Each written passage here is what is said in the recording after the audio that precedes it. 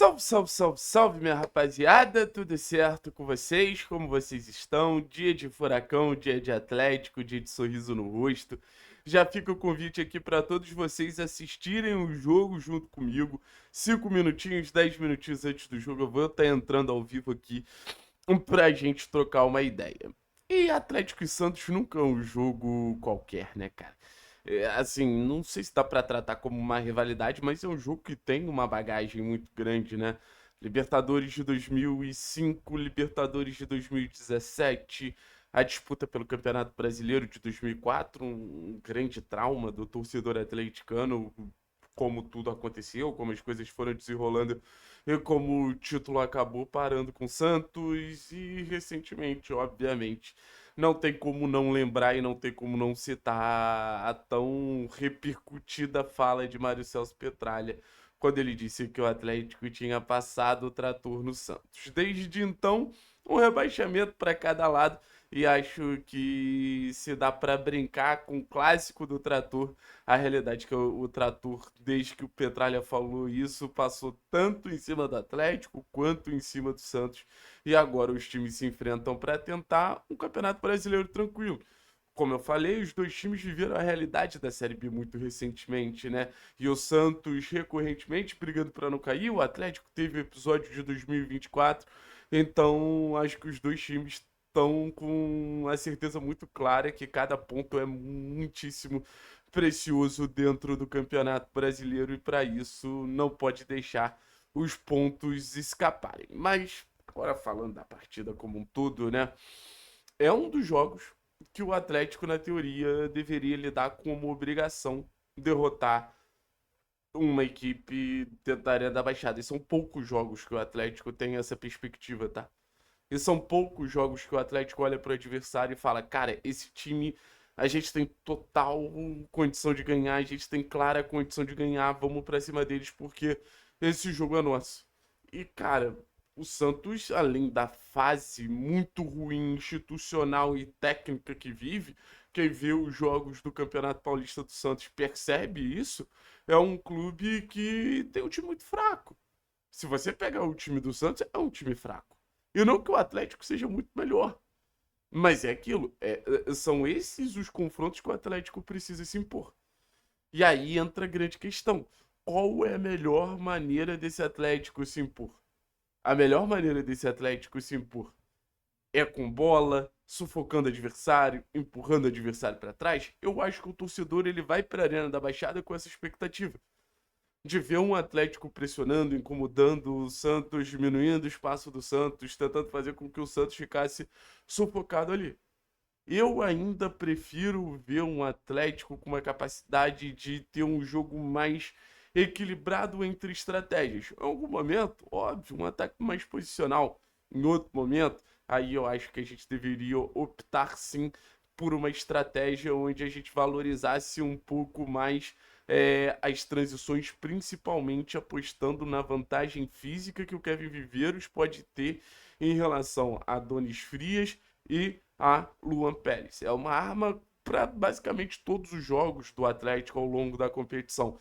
Então não tem como você olhar sobre, em relação a essa vantagem que o Atlético tem quando o Viveiros joga e não querer usar o Viveiros, que o Atlético utilize o Viveiros, que o Atlético use e abuse do Viveiros e que o Viveiros, se não entregar os gols como ele não vem entregando, que pelo menos entregue o volume de jogo que ele sempre proporciona a equipe do Furacão. Tem outro ponto que eu acho muito interessante que dá para fazer um paralelo, que é a questão dos garotos, né? O Santos é conhecido como grande revelador do futebol brasileiro. O Santos é conhecido como um clube que revela mais do que todo mundo a história dos meninos da Vila, os históricos meninos da Vila, né? E dessa vez é o Atlético que vai com uma garotada muito forte para esse confronto contra o Santos, né? São os Piais do Caju que eu acho que geram uma expectativa muito legal para a torcida do Furacão. João Cruz, Dudu, Léo Derek, Arthur Dias, Mikael, os recém-promovidos Bruninho e Felipe Schick. É um Atlético que tem a base como uma tentativa de reforçar a equipe principal, é óbvio, mas é um Atlético que tem a base também como uma tentativa de aproximar o torcedor da instituição. Esses garotos, quando entrarem em campo, eles vão ser, de certa forma, representantes do Atlético e do atleticano para conseguir os 3 pontos. E assim, Dudu, João, Arthur, Léo Derek, esses caras eles já estão acostumados a esse tipo de jogo e, querendo ou não, a gente também já está acostumado a esses caras. Mas eu queria falar sobre 2 jogadores específicos que eu tô com uma ansiedade muito grande de ver os primeiros toques deles na bola, que é o Bruninho e o Felipe Schutt. Uma grande estrela da base do Atlético. O outro, até outro dia, poderia ser dispensado do clube. Mas a grande questão não é essa. A grande questão é como esses garotos têm um início de temporada tão positivo que viram uma esperança de um Atlético que pode ter ali 2 saídas para reforçar o elenco ofensivo principal em 2 garotos. O Bruninho, com toda a magia que ele entrega, 1 contra 1, a capacidade técnica, a facilidade de entregar gols. Mas acho que é um jogador que, como gostam de falar no mundo do futebol, é muito diferente, tem uma aura diferente. O Bruninho, ele, como os jovens falam, farma a aura o tempo inteiro pela personalidade, pelo enfrentamento, pela falta de medo, pela falta de receio. Um jogador que parece ser muito mais maduro do que realmente é. E o Felipe Schutt é um perfil um pouquinho diferente. Um jogador mais inteligente, mais associativo, mais técnico, que eu acho que pode preencher uma lacuna dentro do elenco do Atlético, que está aberta desde a saída de Terãs e Vitor Bueno, que é a lacuna desse meio atacante, desse jogador de chegada, desse jogador que vai conseguir criar situações de finalização. Então, acho que são 2 jogadores que podem engrandecer muito o sistema ofensivo do Atlético e, quem sabe, fazer até uma boa companhia para o Kevin Viveiros. Então, jogo muito importante. Eu espero que o Atlético comece o campeonato usando a Arena da Baixada a seu favor. É uma parada que eu sempre levo muito em consideração e que o Atlético não vem conseguindo entregar. Vocês sabem muito bem disso, como jogar na Arena da Baixada vem sendo uma dificuldade nas últimas temporadas. Mas mesmo assim fica toda a ansiedade de ver o Atlético conseguindo se impor e trazendo a torcida para perto, né?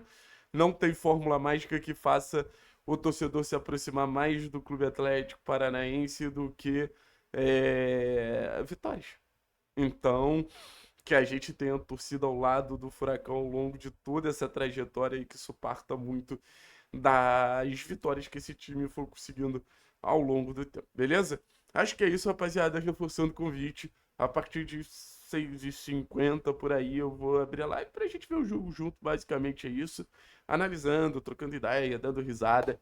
E eu conto muito com vocês. Se vocês não puderem acompanhar essa live, porque sei que muitos de vocês estarão na Baixada, tem live 10 horas da manhã, 10h10 por aí. E eu conto com vocês também. Valeu? Tamo junto. É nóis.